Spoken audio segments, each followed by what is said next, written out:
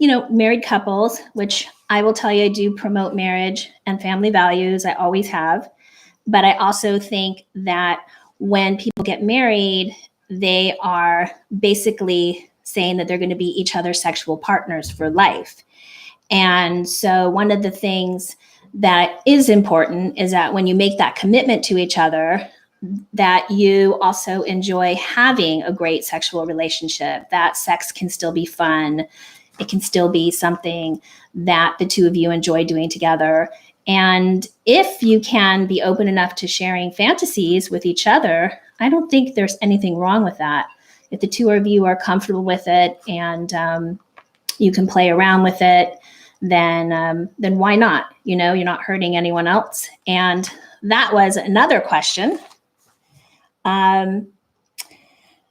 So I get this question asked to me often, and that is a straight guy who maybe has a turn on or he gets aroused by seeing something that, quote unquote, he would consider a homosexual act, for instance. And then he thinks that because he gets aroused by it, then therefore that he is gay or that he should go out and try it. But the reality is that when we expose ourselves to, let's say, pornography, chat rooms, just going out and exploring things with people, but really stuff that's put in front of us, and somebody gets aroused by it, it can also be really confusing. And it doesn't mean that if you're aroused by something that you necessarily, that's your sexual preference. It just means it's something that's arousing, and it can be everything, anything. And the other part with that is just because you're aroused by something, it doesn't mean that you should go out and do it. And a lot of people make that mistake. They think that, oh, okay, I got aroused by this, so now I need to go out and test it to see if, I really am aroused by it. And then they shame themselves for it. And they didn't have to go down that path to begin with. And that's where the freedom and the personal responsibility comes into play. And it's like, if you're finding that you are aroused by something, then it doesn't necessarily mean that you have to try it. It means that you can have boundaries. And this kind of segues in to people that have issues with watching, hours and hours of pornography. And they are doing that, and they're not doing other things with their lives. What do we got here? Exactly. We have been open and sharing fantasies and learned that communicating is number one. So we came into an agreement that we can role play and act out each other's fantasies. Very cool. I think that's a great solution for many people, because if you think about it, when you actually, I know I'm skipping around here, when you actually add another person into your marriage or into the bedroom, then it definitely changes the dynamic of the marriage. And some people even have a question as to how they define marriage between two people. And then if you're adding someone else into the marriage, then it can go into, how you feel about marriage and what marriage means to you. And it really does complicate things for a lot of people. And in fact, I've worked with couples that may be having problems in their relationship. And one of the things that they'll say is, oh, maybe if we had an open relationship or we brought someone else in, maybe our relationship would be more exciting. And often I have to say to them that if your relationship already is having problems and you're not communicating well, the last thing you want to do is bring somebody in and create even more drama in your marriage. So the best thing is to, like Carrie said, is to try to figure out how to talk to your wife about fantasies. Now, so since I brought that up, how do you talk to your spouse about a fantasy? This is something that I also get asked. Let's say it's something that you have been watching on pornography or thinking about or masturbating to. And so you're familiar with it, and it's something that's familiar to you, but maybe your spouse has no idea that you're into that, or you wouldn't even know how to bring it up to them. And that's where I say to people, you do have to tread lightly with this sometimes, because it is your fantasy. And, the other person may not be turned on by it. So then how do you bring this up? How do you talk about your fantasy? Well, what I would recommend is you could do a little bit of like fantasy work, where I'll tell couples to, picture themselves, and they can talk about with each other walking down a corridor. And down this corridor, there's different doors on each side. And you each get to open the door of your choice. And then you get to talk about a little bit what's behind that door and what turns you on. And it's best to do this when the two of you maybe are fully clothed, sitting on the bed.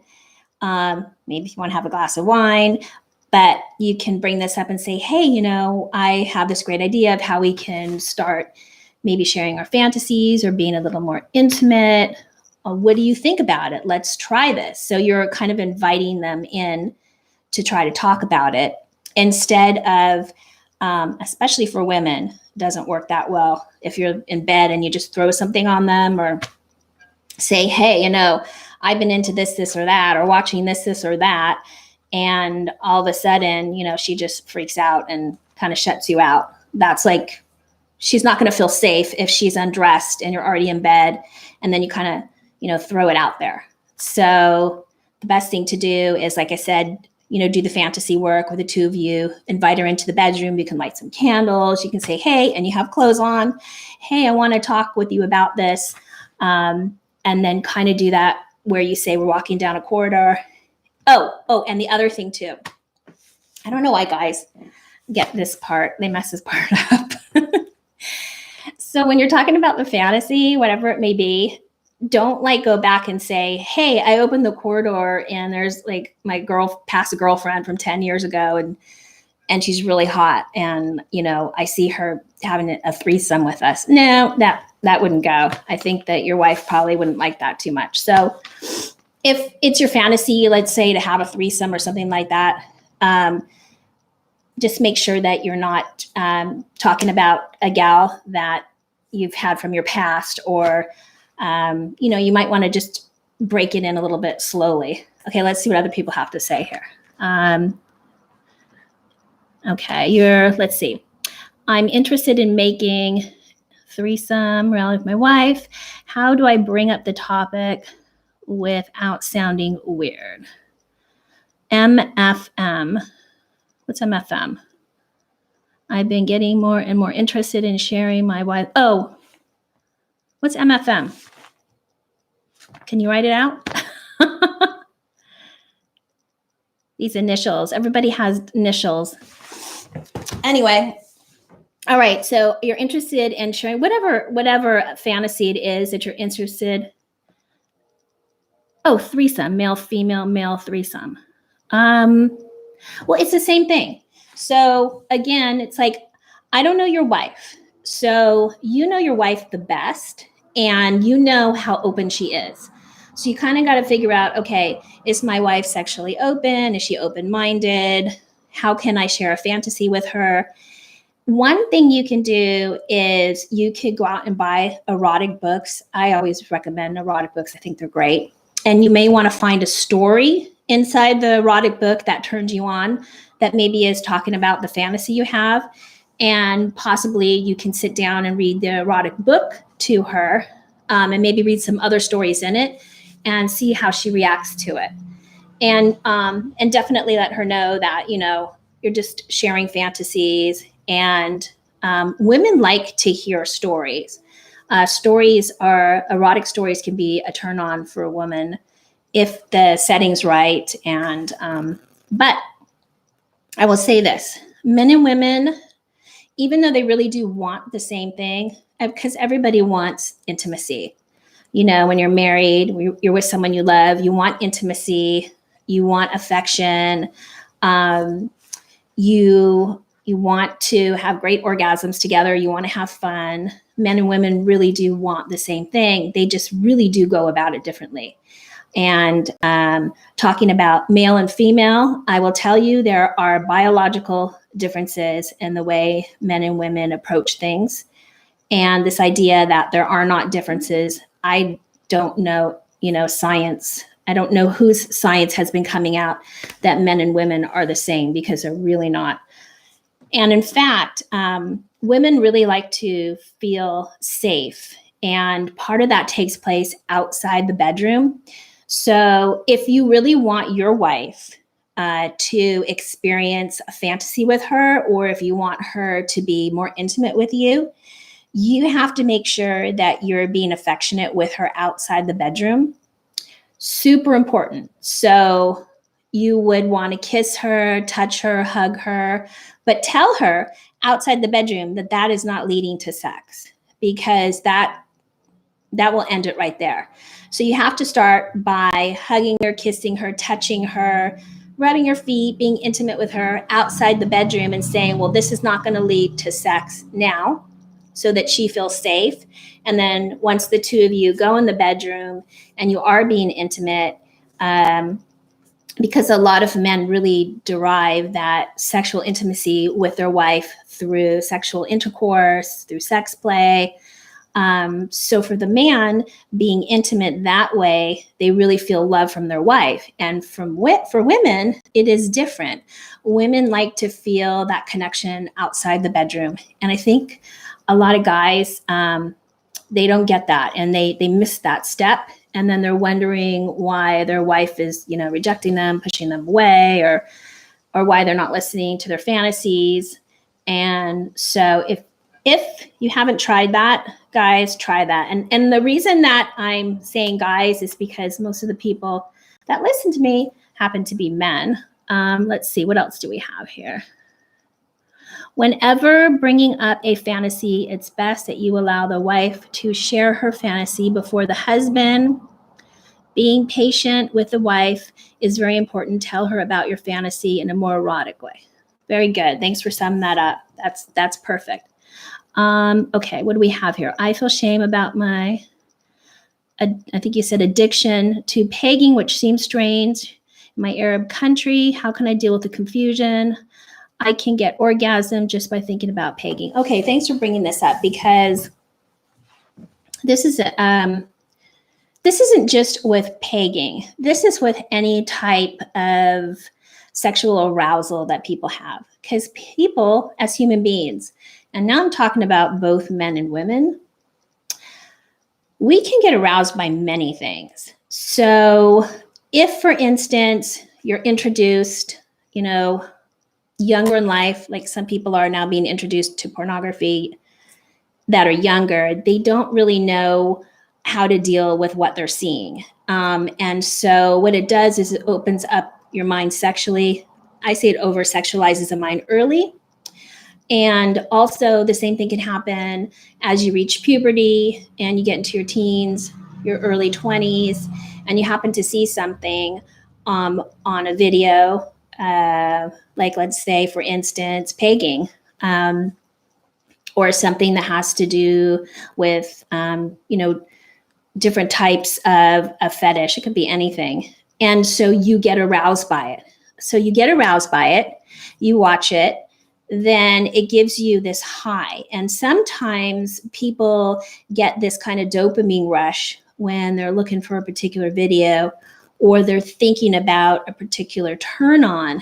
And it's that kind of rush that plays into the arousal too. Sometimes it's hard to explain, but you'll notice that it's the foreplay and everything before actually having an orgasm, because an orgasm takes, seconds to have. It's all the buildup and thinking about it. And then, like this person was talking about, they feel shame afterwards. Then it creates this problem.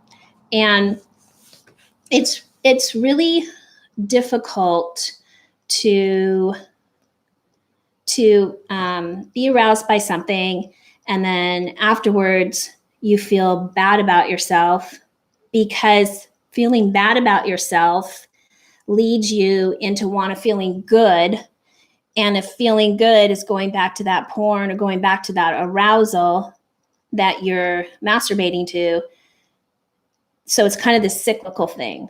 And that's part of the problem here. How do I answer that for you? I don't think sexual things are an addiction. I think that people can get obsessive with it. And I also think that when you have a release, it feels good. So you're releasing hormones and you're releasing dopamine. And so it really feels good to you. And so you go back and do it over and over again. And to kind of break that cycle, you have to step away from it a little bit. You have to change it up. You have to maybe put some parameters on what you're doing. So if you're sitting and you're watching something for hours and hours a day, and you have the freedom to watch it, you also have to have the responsibility that comes with it. And if you're going to do a sexual act, there's no point doing it if you're going to feel shameful about it. And I don't think I can get into the psychology behind that, but I do work with people on this topic, and it takes a while to unravel all of it. But I would say with any sexual act that if you're not hurting someone and you're not hurting yourself, and it's not interrupting your life, it's not causing any pain, then then there's no reason that you have to stop or feel bad about it. But if it is creating problems in your life, and then you do have to deal with it and figure out how to kind of break the chain. So what else do we have here? How do I bring up my husband that I want to have a gangbang? This is a guy asking this. I don't know. Seems like everyone is asking the same question. Just listen, people. Thank you. I'm trying to figure out what else I can talk about. Does anyone have any other questions? The one that you brought up, how do I get my husband, it says husband, but a guy's asking it, to want to have a gangbang? I get asked by men all the time, how do I get my wife to do that? Or how do I get her interested in doing this? Or, you can't get somebody interested in something. Okay.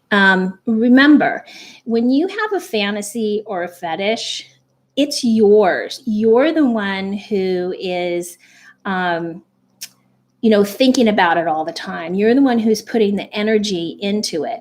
And so if you want someone to join you, then you have to really understand yourself why you have this particular fetish. I have people that ask me that question all the time. Oh, how can I get my spouse involved? And then I say, well, first of all, do you understand why you have these feelings? Or do you understand why that turns you on? What are the positives and the negatives if you were to bring it up with your spouse? Because you have a relationship with somebody that you love, because you have this intimacy with the person, it doesn't mean that person is going to be interested in what you're interested in.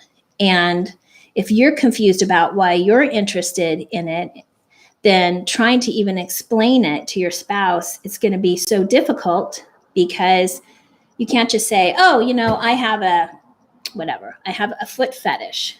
But you don't know why you have a foot fetish. You don't even know why it turns you on.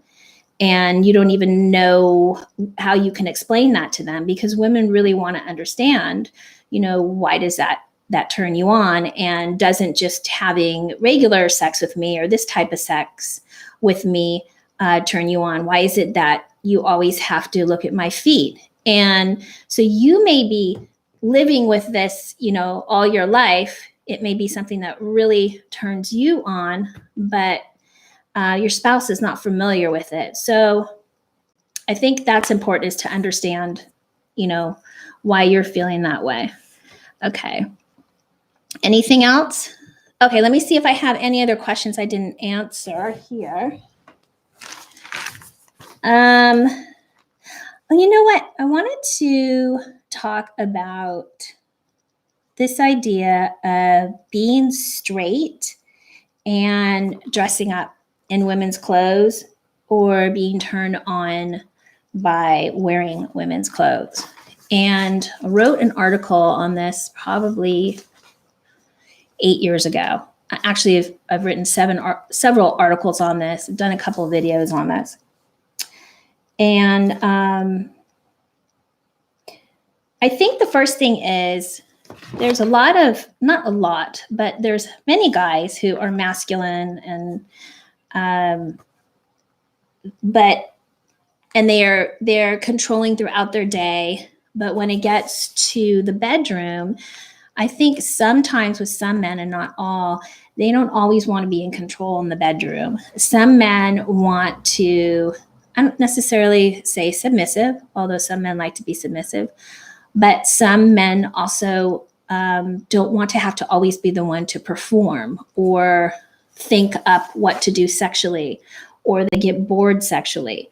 And so some of this can play into it, the role play, the wanting to not always have to figure out how to please their wife, but maybe have their wife please them or desire them. That doesn't really completely answer this. I think the idea of being straight, talking about being heterosexual and then putting on clothing, I don't think that has anything to do with sexuality. I think that has to just do with an arousal. You can just be turned on by that. I've often found too that some guys have a sense of, I don't want to say euphoria, but it makes them feel good just having the fabric on them, feeling sexy. But I really think with some men, it releases like a dopamine rush. And it calms them down to put on like garter belts, pantyhose. And it doesn't have anything to do with how they view their sexuality. So I'll leave that at that. Let me see. I do have one question. If a man has been with a man sexually in the past, but years have passed, does it mean that the man is gay? No, it doesn't mean that at all. And in fact, like I said, you can even be aroused by certain body parts or certain sexual acts. And if you've had an experience with a man in the past, or I've even had guys say, oh, I like to have anal play or whatever. Does that mean I'm gay? No, it doesn't. It just means you had a sexual experience. And really being a heterosexual is more about a lifestyle, and how you want to live your life. You want to be married, you want to have kids, you want to have sex with a woman. If you've had, a fling with a guy in the past, or you've tried it in the past, it doesn't mean that you're gay. It means that you just had a sexual experience. So, some guys, they could be bisexual, and it might just be that they are a sexual person. People can just be sexual and like having, having sex with different people, but that's not conducive to a lifestyle of being married, having a family, and so on and so forth. So what do we have here? Can doing a lot of Kegels hurt yourself? No. I think Kegel exercises are good. I think I don't know if Chris is a man or a woman, but doing a lot of Kegels. Kegels are just strengthening the muscle. Strengthening your pelvic muscle is really important for men and women too. For men, as they get older, the muscle can get weaker, and with women too. And the stronger the Kegel muscle, not the Kegel muscle, the PC muscle, the stronger the PC muscle is, the more powerful orgasm is.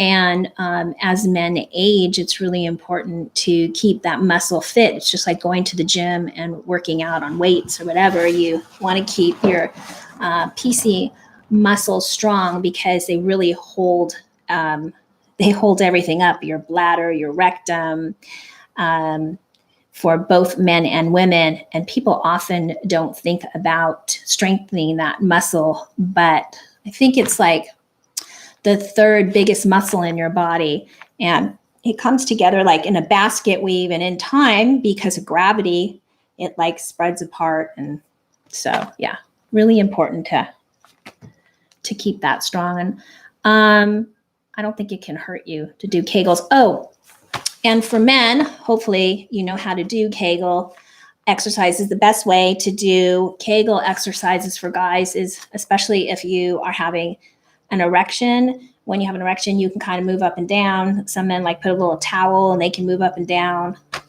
their penis. So what do we have here? My fantasy be using her erected clitoris. My fantasy is to be paid by women using her erected clitoris. That's an interesting question, especially since women's clitorises are all different sizes, and some women's clitorises don't stick out very far. I don't know if you, anyone on here has seen my video on a clitoris, but when you're in vitro, and you're developing, the tissue that is the penis is also the same tissue as a clitoris. And so eventually they turn into either a clitoris or a penis. And both a clitoris and a penis have erectile tissue. They both fill with blood. They both become engorged. And it takes circulation and arousal and everything to engorge them. So it's really the same tissue.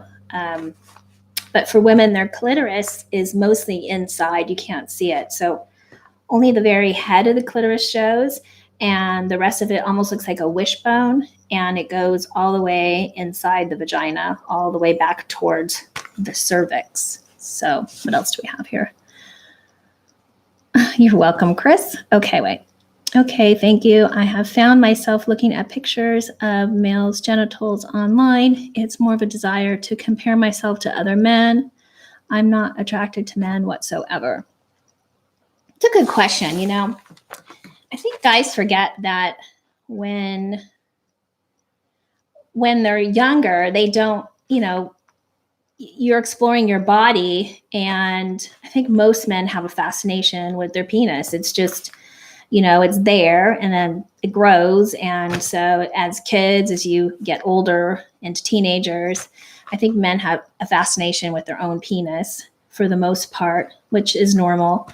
And the size comparison, I don't know. I think that's interesting. I have heard, I think guys do that sometimes in the locker room, but I really think that's a result of pornography and the availability of pornography. Because if you look at pornography, all the guys are well endowed, and you know, that's why they're doing it, and that's why they get paid to do it, because they're well endowed. So I guess any normal guy would go, whoa, you know, mine looks small compared to what I'm seeing on the screen. Anyway, I don't know if that helped at all. Pictures. Yeah, you can get desire from anything. Like I was saying before, you can really get aroused by anything, but that doesn't determine your sexuality. Arousal and sexuality are two different things. Why do men think women should swallow if they won't swallow themselves? It's funny. I don't know if who wrote this? Nikolai. I did a couple articles in Cosmopolitan magazine where I gave my professional opinion, and I actually did a video on this. I think this idea of swallowing is so interesting because biologically, men and women, when they mate, because we're also animals, you don't necessarily want to ejaculate anywhere but inside the woman, because it's, you know, reproductive purposes, and we're just biologically, we're driven by that. And so the idea of ejaculating like outside or somewhere else is not really, it's a learned behavior, I'll say. So when people try, it's usually because they've seen it somewhere and then they want to try it, but it's not really, it's not a biological behavior. It's learned. You've seen it, you want to try it. But the question was, I don't know that many women that really like to swallow. Okay? That's just the truth. I think there's women out there that are experimental, and I think that, pornography too shows women in these positions where they like to do it and it looks like they like to do it. But the reality of the situation is I don't know too many women that actually do like to swallow. And what's this one? Okay. Anyway, I'll stay on like maybe 2 more minutes, see if I get any other questions, and then I will wrap it up for today. I'm happy that you guys came on. And what does this one say? Swallowing just depends on the woman. Some enjoy it and some hate it. Just varies from each woman. Yeah, I would say that's true. But I also think that there's different ways to do it. I wrote an article, it came out in Cosmo today, November. There's a couple different ways that women could do it if they wanted to. Obviously, one is with a condom, and the other is for a woman to put her tongue up and for it to come out of her mouth. So you can read it there if you want to.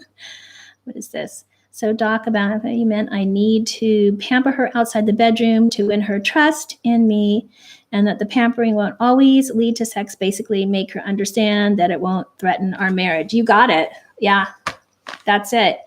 You got to, I think when people are married for a long period of time, they forget to date each other. They forget to romance each other. And women really like that. They like their guy to romance them and be sweet to them and listen to them without, necessarily giving them advice. Women like the attention of their guy to listen to them. Is a cuckold fantasy being sexually confused? Ooh, that's a good question.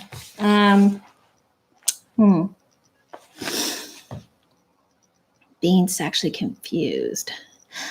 No, I wouldn't put that in the confusion category. I would put that more in like the fantasy fetish category. Biologically, the whole cuckold scenario is, it's confusing because it doesn't really follow along the biological lines of a man and woman, mating, so on and so forth. It's like you're bringing someone else in the room, and the whole fantasy is that someone else is going to please your wife. I think some of that falls into either, guys that want to be submissive. Sometimes it has to do with men that might have some performance issues. It could be that someone's cheated on you and it turned you on instead of turned you off. That can lead into like the whole cuckold fantasy. So there's a lot of different things. Let me see what else. I have cuckold feelings for a woman I consider the love of my life for years, but I have never been into a relationship with her. What should I do with these feelings? I want her to see black men. Well, that's your fantasy. So you got to figure out first why you have the fantasy. And you said what? I consider the love of my life for years. I don't know. I'd have to get some more background on that for you. That could be a whole nother segment there. Anyway, thanks all of you for joining me this Sunday. And I hope you have a great day. And as I say, I believe everyone deserves to have a healthy sex life. And so do you. I'm going to end the stream right now. And if you haven't subscribed, please do. And give me a thumbs up, leave your comments, and like my videos. Have a great day.